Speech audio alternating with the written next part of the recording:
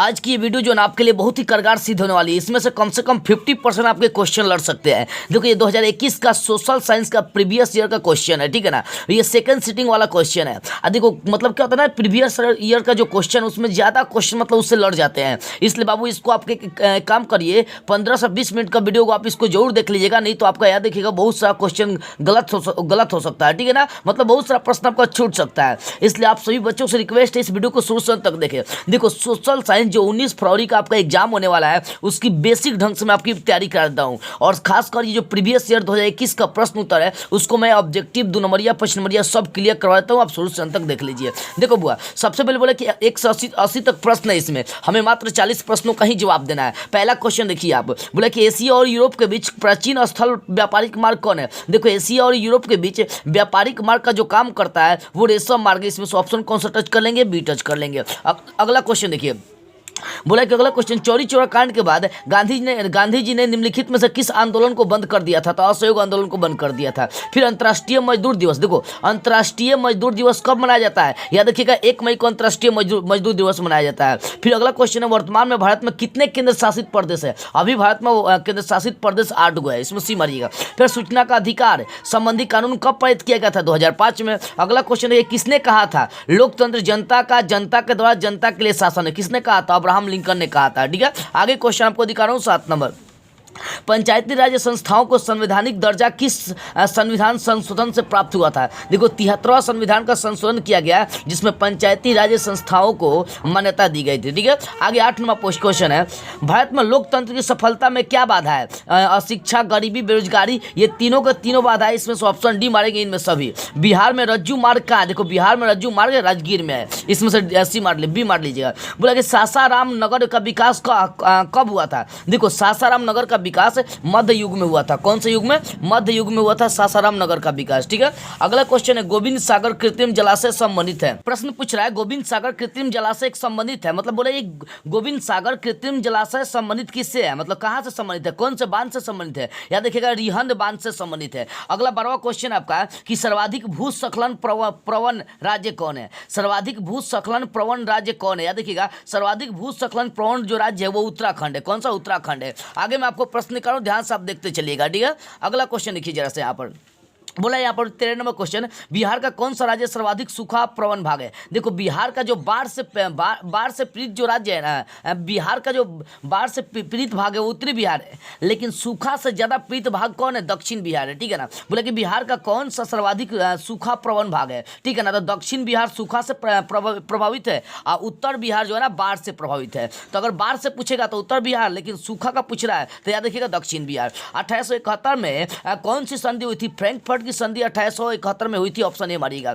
1800 यहाँ बोला 15 नंबर, 1830 की क्रांति के बाद फ्रांस में किस प्रकार का शासन स्थापित हुआ। देखो 1830 की जब क्रांति हुई तो उसके बाद फ्रांस में संवैधानिक राजतंत्र स्थापित किया गया, ठीक है। उसके बाद क्वेश्चन देखिए यहाँ पर 16 नंबर, रूस की बोल्शेविक क्रांति का नेतृत्व किसने किया था। ऑप्शन दिया करेंसी, ट्रॉट्स्की, लेनिन, स्टालिन। इसमें से ऑप्शन सी हम लोग टच करेंगे, लेनिन। लेनिन ने क्या किया था, उसका नेतृत्व किया था बोल्शेविक क्रांति का। आगे क्वेश्चन देखिए जरा सा, आगे प्रश्न आपको दिखा रहे हैं। अभी 16 को ऑब्जेक्टिव प्रश्न क्लियर हो गया। 17 नंबर प्रश्न देखिए जरा सा, 17 नंबर है कि बोले 17 नंबर प्रश्न है कि भारत में राष्ट्रीय आय की गणना कौन करता है। देखिएगा CSO एक संगठन है जो राष्ट्रीय आय की गणना करता है, ओके। अगला क्वेश्चन देखिए, निम्न में कौन पिछड़ा राज्य है। सब कोई जानता है बिहार पिछड़ा राज्य है। आर्थिक क्रियाओं का उद्देश्य क्या है। देखो आर्थिक जो क्रियाएं करी जाती है उसका एक ही उद्देश्य होता है, जीविकोपार्जन, ठीक है ना, जीविकोपार्जन। 20 नंबर प्रश्न देखिए, भारत की राष्ट्रीय आय का सर्वप्रथम अनुमान किसने लगाया था। देखो भारत की राष्ट्रीय आय का सर्वप्रथम अनुमान दादा भाई नौरोजी ने लगाया था, ठीक है ना, ऑप्शन डी हो जाएगा। आगे दीर्घकालीन ऋण प्रदान करने वाली संस्था कौन सी है। दीर्घकालीन ऋण प्रदान करने वाली संस्था कौन सी है। देखो मतलब लंबे समय तक ऋण कौन प्रदान करती है, तो भूमि विकास बैंक प्रदान करती है, ऑप्शन बी मारिएगा। 22वां प्रश्न है, उपभोक्ता अधिकार दिवस कब मनाया जाता है। देखो उपभोक्ता अधिकार दिवस जो है ना वो 15 मार्च को मनाई जाती है। कब मनाई जाती है, 15 मार्च को मनाई जाती है। फिर उसके बाद प्रश्न आपका है कि पंजाब में भूमि निम्नीकरण का मुख्य कारण क्या है। देखो बुआ,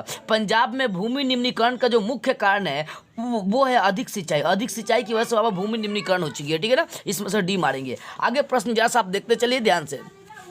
24 नंबर प्रश्न आपका कि सोपानी कृषि प्रचलित है। सोपानी कृषि कहाँ प्रचलित है बाबू? उत्तराखंड में मारिएगा। उत्तराखंड में सोपानी कृषि बहुत ज़्यादा प्रचलित है। बिहार में प्रायः कैसी मिट्टी पाई जाती है? देखो बिहार में जो मिट्टी पाई जाती है उसको जलोढ़ मिट्टी हम लोग कहते हैं। फिर आयुर्वेद का जनक किन्हें कहा जाता है? आयुर्वेद का जनक किन्हें कहते हैं? देखिएगा आयुर्वेद का जनक जो होता है ना चरक को कहा जाता है। ऑप्शन इसमें भी मारिएगा। 27 नंबर बिहार में कितने प्रतिशत क्षेत्र वन है? बिहार में मात्र 7% ही वन पाए जाते हैं, ठीक है ना। यह ऑप्शन डी मारिएगा। निम्न में से कौन लौह युक्त खनिज का उदाहरण है? देखो लौह युक्त मतलब लोहा से संबंधित खनिज का उदाहरण है, वो मैग्नेटाइट होगा। ऑप्शन इसमें से मार लीजिएगा आप, इसमें से मारिएगा ए, ठीक है ना। आगे क्वेश्चन देखिए 29 नंबर, सबसे घटिया कोयला कौन है? देखो एंथ्रासाइट जो है ना सबसे घटिया बोलेगा, सबसे घटिया कोयला कौन सा है? देखो वो एंथ्रासाइट जो है ना सबसे घटिया कोयला है। पित नहीं मारेंगे, एंथ्रासाइट मारेंगे, ठीक है। अगर 30 नंबर, निम्न में से कौन रोपण फसल नहीं है? देखो रोपण फसल नहीं, फल बोल रहा है, मतलब रोपा हुआ फल कौन है भाई? धान फल तो नहीं होता है, एक अन्न है। इसमें से ऑप्शन सी मार लेंगे हम लोग, ठीक है। अगला देखिए, भारत की प्रमुख खाद्यान्न फसल कौन है? भारत की प्रमुख खाद्यान्न फसल कौन है? देखो भारत की प्रमुख खाद्यान्न जो फसल है वो धान है, ठीक है ना। आगे क्वेश्चन देखिए जरा सा, बिहार में कितना प्रतिशत कृषि क्षेत्र है? देखो बिहार जो है कृषि प्रधान देश है, इसमें 60% कम से कम लोग कृषि करते हैं। तो बिहार में कितना प्रतिशत कृषि क्षेत्र है? तो वो 60% इसमें से मार लेंगे, ठीक है। आगे क्वेश्चन जैसा आप देखिए, आगे क्वेश्चन मैं आपको दिखा रहा हूं। कितना नंबर होगा हम लोगों का? तो 32 नंबर तो होगा। 33 नंबर देखिए, निम्नलिखित में कौन संचार सेवाओं का अंग है? संचार सेवाओं का अंग कौन है? तो समाचार पत्र, टेलीफोन, टेलीविजन, इसमें से सभी मारिएगा, ठीक है। मानवीय पूंजी निर्माण का मुख्य घटक क्या है? मानवीय पूंजी निर्माण का मुख्य घटक क्या है? स्वास्थ्य सेवाएं, आवास, शिक्षा एवं प्रशिक्षण, इसमें भी इनमें सभी होगा। मानवीय पूंजी निर्माण के ये घटक है, इनमें सभी मारिएगा, ठीक है ना। आगे देखिए जरा सा 35वां क्वेश्चन, वैश्वीकरण का अर्थ क्या है? देखो वैश्वीकरण का अर्थ होता है या भूमंडलीकरण का अर्थ होता है विश्व अर्थव्यवस्था से समन्वय, मतलब साझा करना, ठीक है, विश्व में व्यापार के लिए। आगे देखिए 36 नंबर, अर्थव्यवस्था ये किस क्षेत्र से हरित क्रांति संबंधित है? अर्थव्यवस्था ये किस क्षेत्र से हरित क्रांति संबंधित है? या देखिएगा प्राथमिक क्षेत्र मतलब कृषि क्षेत्र से संबंधित है हरित क्रांति। इसमें से ऑप्शन ए मार लेंगे, प्राथमिक क्षेत्र। ओके, आगे क्वेश्चन देखिए 36 नंबर तक हो गया। आगे प्रश्न आप 37 नंबर देखेंगे, ठीक है। 37 नंबर बोल रहा है प्रश्न कि निम्नलिखित में से कौन सा संस्थान भारत में मुद्रा जारी करने के लिए अधिकृत है? भारत में मुद्रा जारी करने के लिए कौन सा संस्थान अधिकृत है? तो रिजर्व बैंक ऑफ इंडिया है, जिसको आरबीआई कहते हैं। इसकी स्थापना 1935 में हुई थी। बिहार राज्य क्या आते हैं? कृषि प्रधान देश है। ऑप्शन इसमें से मार लेंगे हम लोग, डी मारेंगे। निम्नलिखित में कौन हमारे रहन सहन के स्तर को प्रभावित करता है? देखो हमारे रहन सहन के स्तर को प्रति व्यक्ति ज़्यादा प्रभावित करता है, मतलब अपनी इनकम प्रभावित करती है। आगे बिहार में कितने जिले? 38 जिले हैं। संपूर्ण क्रांति का नेतृत्व किसने किया था? जयप्रकाश नारायण ने किया था, ठीक है। बांग्लादेश कब आजाद हुआ? बांग्लादेश कब स्वतंत्र हुआ? 1971 में स्वतंत्र हुआ था। इसमें से मार लेंगे कौन सा? ऑप्शन सी मार लेंगे, ठीक है। 43वां प्रश्न देखिए यहाँ पर, भारत में किस राज्य में सर्वप्रथम पंचायती राज्य की शुरुआत हुई थी? देखो भारत में सबसे पहले पंचायती राज्य की शुरुआत राजस्थान में हुई थी। ऑप्शन ए मारेंगे। बोला गया निम्नलिखित में कौन केंद्र शासित प्रदेश है? देखो जो ऑप्शन दिया ना इसमें केंद्र शासित प्रदेश चंडीगढ़ है। संघ सरकार का उदाहरण कौन है? अमेरिका, भारत, कनाडा, इनमें सभी देखो ये सभी संघ सरकार है, ठीक है ना। इसमें से डी मार लीजिएगा ऑप्शन। आगे भारत का केंद्रीय बैंक कौन है? भारत का केंद्रीय बैंक कौन है? रिजर्व बैंक ऑफ इंडिया, ठीक है ना। इसमें ऑप्शन सी मारिएगा। 47 में कृषि उत्पादकों के मानवीकरण के लिए मानक का प्रयोग किया जाता है। कौन से मानक के लिए? देखो कृषि उत्पादन करने के लिए जो मतलब कृषि उत्पादकों के मानकीकरण के लिए जिस मानक का हम लोग प्रयोग करते हैं वो कौन सा मानक होता है? वो एगमार्क होता है। कौन सा होता है? एगमार्क होता है। आगे देखिए, निम्न में से कौन प्राथमिक क्षेत्र से संबंधित है? देखो कृषि क्षेत्र क्या प्राथमिक क्षेत्र कही जाती है? ऑप्शन सी मारिएगा। तीन प्रणाली किन पर लागू थी? तो किसानों पर तीन कठिया प्रणाली लागू थी, ठीक है ना। तीन कठिया प्रणाली किन पर लागू थी? तो किसानों पर थी, ठीक है ना। ऑप्शन इसमें कौन सा मारेंगे? ए मार लेंगे। आगे क्वेश्चन आपको दिखाते हैं जरा सा, आगे क्वेश्चन देखिए जरा सा। हाँ जी 49 नंबर हो गया। 50वां प्रश्न देखिए, जालियांवाला बाग हत्याकांड की जांच के लिए सरकार ने किस समिति का गठन किया था? हंटर समिति का गठन किया था। डॉक्टर राजेंद्र प्रसाद का जन्म कहाँ हुआ था? तो बिहार राज्य में हुआ था, बिहार के छपरा जिला में। देखो ककोलत जल प्रपात, ध्यान दीजिए, ककोलत जल प्रपात बिहार के किस जिले में स्थित है? देखो नवादा जिले में स्थित है। ऑप्शन इसमें भी मार लेंगे। आगे किस देश की सीमा बिहार से जुड़ी है? तो भैया नेपाल से जुड़ी है। आगे गठबंधन की सरकार बनाने के लिए किस प्रकार की दलीय व्यवस्था की जरूरत है? तो उसमें बहुदलीय व्यवस्था की जरूरत होती है, ठीक है। आगे जरा सा प्रश्न देखिए 55 नंबर, भारतीय जनता पार्टी के प्रथम अध्यक्ष कौन थे? अटल बिहारी वाजपेयी जी थे। इसमें ऑप्शन हम लोग डी मार लेंगे। भारत में राष्ट्रीय आपातकाल की घोषणा कब हुई थी? उस समय इंदिरा गांधी करी थी। 1971 में बांग्लादेश आजाद हुआ था, उसी समय इंदिरा गांधी एक नारा दी थी गरीबी हटाओ का, ठीक है ना। पूछता भी है गरीबी हटाओ का नारा किसने दिया था? इंदिरा गांधी ने। तो आपातकाल की घोषणा जो ना 1975 में करी गई थी, ठीक है ना। 1975 में ये क्षणिक लाभ के लिए आपातकाल की घोषणा करी गई थी। ये 56 क्वेश्चन हो गया, आगे मैं आपको दिखा रहा हूँ, ठीक है। आगे बहुत सारे इंपॉर्टेंट ऑब्जेक्टिव क्वेश्चन आपको दिखा रहा हूं, ध्यान से देखते चलिएगा। देखो 57 नंबर, भूकंप केंद्र के ऊर्ध्वाधर पृथ्वी पर स्थित केंद्र को क्या कहते हैं? अधिक केंद्र कहते हैं, इसको ईपी सेंटर भी हम लोग बोलते हैं, ठीक है ना। ईपी सेंटर या अधिक केंद्र बोलिए। सुनामी संबंधित है, समुद्र से संबंधित है। मलबे के नीचे दबे लोगों का पता लगाने के लिए किस यंत्र का प्रयोग करते हैं? तो इंफ्रारेड कैमरा का यूज करते हैं, ऑप्शन सी। निम्नलिखित में कौन प्राकृतिक आपदा है? देखो प्राकृतिक आपदा भूकंप है इसमें, जो ऑप्शन दिया है। निम्न में से कौन खरीफ फसल है? धान जो ना खरीफ फसल है। आगे ऑपरेशन फ्लड क्या है? देखो वो ऑपरेशन फ्लड जो है ना वो डेयरी विकास होता है एक तरह का, इसमें ऑप्शन भी मार लीजिएगा। रिजर्व बैंक ऑफ इंडिया की स्थापना कब हुई थी? 1935 में हुई थी, ठीक है ना। आगे क्वेश्चन दिखाते हैं आपको, ध्यान से आप समझते चलिएगा। 64 नंबर प्रश्न है, भारत में पहली सूत मिल कहाँ स्थापित की गई? देखो भारत में पहली जो सूत मिल थी वो मुंबई में स्थापित करी गई। जर्मनी के एकीकरण के लिए कौन उत्तरदायी है? देखो जर्मनी के एकीकरण के लिए बिस्मार्क के बिना संभव नहीं था, ठीक है ना। तो जर्मनी के एकीकरण के लिए उत्तरदायी अगर देखिए जो ऑप्शन दिया उसमें बिस्मार्क हो जाएगा, ठीक है। आगे फ्रैंकफर्ट की संधि किस वर्ष हुई थी? 1871 में, ऑप्शन इसमें टच कर लेंगे हम लोग, कौन सा? डी टच कर लेंगे। अगला क्वेश्चन बोला सेफ्टी लैंप का आविष्कार किसने किया? देखो सेफ्टी लैंप का आविष्कार किसने किया था? भैया हम्फ्री डेवी ने करी थी, इसमें ऑप्शन ए मारिएगा। भारत छोड़ो आंदोलन का प्रसिद्ध नारा क्या था? करो या मरो था। समाजवादियों की बाइबिल किसे कहते हैं? दास कैपिटल को हम लोग समाजवादियों की बाइबिल कहते हैं, ठीक है ना। भारतीय राष्ट्रीय कांग्रेस की स्थापना कब हुई थी? 1885 ईस्वी में हुई थी। आगे गांधी जी ने भारत में सत्याग्रह का पहला प्रयोग कहाँ किया था? चंपारण में किया था, बिहार के चंपारण में किया था, ठीक है। आगे प्रश्न आप देखते चलिए जरा सा। हाँ जी, आगे यहाँ पर 72 नंबर प्रश्न है कि मुद्रण का आविष्कार कहाँ हुआ? देखो मुद्रण का सबसे पहले आविष्कार चीन में हुआ था, ठीक है ना। आगे देखिए भारत में सबसे लंबा बांध कौन है? हीराकुंड जो बांध है ना, सबसे लंबा बांध है भारत में, ठीक है। आगे प्रश्न देखिए जरा सा।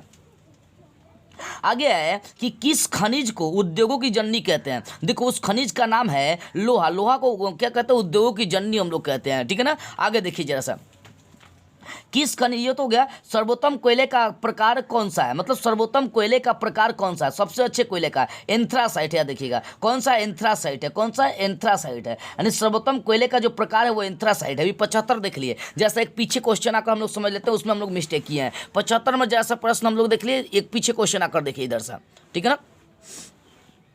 मैं एक क्वेश्चन जो आप सभी बच्चों को यहाँ पर 29 नंबर प्रश्न देखिए, सबसे घटिया कोयला कौन? देखो एंथ्रासाइट सबसे घटिया कोयला नहीं है, ठीक है ना। पीट जो है ना सबसे घटिया कोयला है, इसमें से ऑप्शन डी मारेंगे हम लोग, पीट, ठीक है ना। इसको फिर से रिवर्स करके आप देखिएगा, सबसे घटिया कोयला कौन है? तो सबसे पीट है, एंथ्रासाइट नहीं है। इसको आप सुधार लीजिएगा, ठीक है। आगे देखिए जरा सा आप लोग, 75 नंबर हो गया। सबसे सर्वोत्तम, बोले कि सबसे सर्वोत्तम कोयले का प्रकार कौन सा है? तो एंथ्रासाइट है। इसमें से ऑप्शन कौन सा मार लेंगे हम लोग? ए मार लेंगे। 76 नंबर, गंडक परियोजना कहाँ है? तो वाल्मीकि नगर में गंडक परियोजना है। आगे निम्न राज्यों में से किसमें सर्वाधिक वन क्षेत्र है? किसमें सबसे अधिक वन क्षेत्र है? यहाँ ऑप्शन आपको नहीं दिखाई दे रहा होगा, मध्य प्रदेश में सर्वाधिक वन है, ठीक है ना। तो वन क्षेत्र कौन है? मध्य प्रदेश है। तो 77 का ए मार लेंगे, ठीक है। आगे दिखा रहा हूँ क्वेश्चन, ध्यान से दीजिए। देखिए 3 और प्रश्न आपको ऑब्जेक्टिव बचा हुआ है। देखो यहाँ पर 78 नंबर बोला, ये कहलगांव तापीय विद्युत परियोजना कहाँ है? कहलगांव तापीय विद्युत परियोजना भागलपुर जिला में पड़ता है। सूखे के लिए उत्तरदायी कारक कौन है? देखो सूखे के लिए उत्तरदायी कारण कौन है? वर्षा की कमी। बिहार में कौन सा बाढ़ प्रवण क्षेत्र है? कौन सा बाढ़ प्रवण क्षेत्र है? देखो बिहार में जो बाढ़ प्रवण क्षेत्र है वो उत्तरी बिहार है, ठीक है ना। ये भी क्वेश्चन कर ही दिया है। इस तरह से आपका 80 जो है ना, ये 2021 में जो प्रीवियस ईयर में जो एग्जाम हुआ था उसका ऑब्जेक्टिव मैंने 80 क्लियर करा दिया है। अब जरा सा आते हैं, हम लोग बात करते हैं इतिहास, भूगोल, इकोनॉमिक्स, राजनीतिक शास्त्र और आपदा प्रबंधन के 2 नंबर प्रश्न और 5 नंबर वाले प्रश्न की बात कर लेते हैं जरा सा। देखो बुआ, सबसे पहली बात है इतिहास की, हम लोग बात करते हैं। इतिहास में जो है ना आपका 3 गो बोला 6 गो देगा 2 नंबरिया प्रश्न, जिसमें समय 3 ही प्रश्न का जवाब देना होगा। 1 गो 4 नंबरिया प्रश्न पूछेगा। अब देखो यहाँ पर 2 नंबरिया प्रश्न आप एक काम करेगा, इतिहास का 30 गो इंपॉर्टेंट क्वेश्चन अपने आप से छांट कर उसको याद कर लीजिएगा। देखिएगा 3 गो आपका एकदम लड़ जाएगा, डिट्टो है कि लड़ जाएगा, समझ में आ रही है ना। 30 गो मतलब 2 नंबरिया प्रश्न आप लिख लीजिए, इतिहास का इंपॉर्टेंट जो आपके नज़र में लग रही है, देखिएगा सब लड़ जाएगा। आ रही बात 5 नंबरिया की, तो 5 नंबरिया में आपको पढ़ना है इटली जर्मनी और एकीकरण में बिस्मार्क मेजनी उजनी का क्या योगदान था, गैरीबाल्डी का क्या योगदान था, ये आप पढ़ लीजिए, ठीक है ना। जो बच्चे मुझसे नोट्स लिए होंगे मैं उनको दिया हूँ, ठीक है ना, उनको ये सारी बातें समझाया था। आप ये पढ़ लीजिए इटली जर्मनी के एकीकरण में बिस्मार्क, काउंट काबूर, गैरीबाल्डी का क्या योगदान था, मेजनी का क्या योगदान था, आपको मिल जाएगा ये पहला। और उसके बाद भारतीय राष्ट्रीय कांग्रेस में गांधी जी के योगदानों की चर्चा कर, ये प्रश्न आ सकता है। असहयोग आंदोलन के बारे में आ सकता है। सविनय अवज्ञा आंदोलन के परिणाम क्या है, ये आ सकते हैं। तो इन सभी चारों पांचों प्रश्न को देख लीजिएगा। आगे मैं आपको समझा रहा हूँ राजनीतिक विज्ञान, सिविक्स, पॉलिटिकल साइंस। देखो राजनीतिक विज्ञान में आपको प्रश्न करीबन यहाँ भी 4 गो प्रश्न करेगा 2 नंबरिया, लेकिन मात्र हमें 2 गो प्रश्न का जवाब देना होगा। तो आप 20 गो राजनीतिक विज्ञान का प्रश्न छाट लीजिए अपने आप से इंपॉर्टेंट। कितना? 20 गो 2 नंबरिया प्रश्न आप छाट लीजिए। देखिए सारा का सारा प्रश्न आपका एकदम है कि लड़ जाएगा, ठीक है ना, इसलिए ध्यान दीजिएगा। और 5 नंबरिया प्रश्न की बात कर रहे हैं, अगर पॉलिटिकल साइंस में 5 नंबरिया प्रश्न हमें देखना है तो पॉलिटिकल साइंस में आप 5 नंबरिया याद कर लीजिएगा। कौन कौन सा? राजनीतिक दल को लोकतंत्र का प्राण क्यों कहते हैं, ठीक है ना, और राजनीतिक दल को लोकतंत्र का प्राण क्यों कहते हैं, उसके बाद राजनीतिक दलों के क्या कार्य है, ये सब देख लीजिएगा। ये सब इंपॉर्टेंट पड़ता है इसमें, ठीक है। आगे दिखा रहा हूँ आपको। आगे जरा सा देखिए आप कौन सा विषय, अर्थ इकोनॉमिक्स है। देखो इकोनॉमिक्स क्या है, तो इकोनॉमिक्स में आपको बोले 4 गो 2 नंबरिया देगा, जिसमें 2 गो प्रश्न का हमें जवाब देना है। तो आप इसमें से कम 20 गो 2 नंबरिया इंपॉर्टेंट क्वेश्चन देखकर याद कर लीजिए। सारा क्वेश्चन आपका जो है एकदम लड़ जाएगा, समझ में। आपका अनुमान उतना गलत हो ही नहीं सकता है, ठीक है। इसमें 5 नंबरिया की अगर बात करते हैं तो 5 नंबरिया हम 2 गो प्रश्न बता देते हैं। बिहार के पिछड़ेपन के क्या कारण थे और पिछड़ेपन को कैसे दूर कर सकते हैं, ये प्रश्न आपका आ सकता है। यानी तो मुद्रा के कार्यों को लिखने के लिए आ सकता है। इन दोनों प्रश्नों में से एगो 5 नंबरिया आपका लड़ जाएगा इस बार, ठीक है ना। आगे देखिए भूगोल की बात करते हैं। भूगोल में 6 गो प्रश्न देगा, जिसमें से मात्र हमें 3 ही प्रश्न का क्या करना होगा, जवाब देना। मतलब 6 प्रश्न पूछेगा, जिसमें से 3 प्रश्नों का हमें जवाब देना होगा, इसलिए ध्यान से समझिए। अब इसमें भी क्या करें, 30 गो आप 2 नंबरिया प्रश्न लिखकर अपना से याद कर लीजिए, इंपॉर्टेंट याद कर लीजिएगा। देखिएगा 3 गो प्रश्न आपका लड़ जाएगा, ठीक है ना। आप 5 नंबरिया की बात करते हैं। चावल उत्पादक राज्य, गेहूं उत्पादक राज्यों के बारे में पढ़ लीजिए कि चावल का उत्पादन राज्य के बारे में आपको पूछ सकता है कि चावल उत्पादक राज्य के बारे में लिखिए, गेहूं उत्पादक राज्य के बारे में लिखिए। तो कुछ उत्पादकों के बारे में आप पढ़ लीजिए, आपका लड़ जाएगा 5 नंबरिया प्रश्न, ठीक है ना। आपदा प्रबंधन में 5 नंबरिया नहीं करता है, 2 गो 2 नंबरिया प्रश्न करेगा 4 नंबर का। तो याद देखिएगा आपदा प्रबंधन में आप सुनामी कैसे आती है, उसके रोकने का क्या उपाय है, बाढ़ कैसे आती है, उसके रोकने का उपाय क्या है, भूकंप कैसे आती है, उसे रोकने का उपाय क्या है, आपदा कितने प्रकार के होते हैं, प्राकृतिक आपदा किसे कहते हैं, सब पढ़ लीजिए। जो बच्चे मुझसे नोट्स लिए होंगे सोशल साइंस के ना, वो सारे बच्चे बल्ले बल्ले एकदम कर जाएंगे सोशल साइंस का, ठीक है ना। इस तरह से मैंने सोशल साइंस की सारी बेसिक बातें आप सभी बच्चों को क्लियर करा दिया, ठीक है ना। तो बस आज की इस वीडियो में इतना ही। अगले वीडियो में हम लोग कोई और पॉइंट स्टार्ट करते हुए फिर मिलेंगे।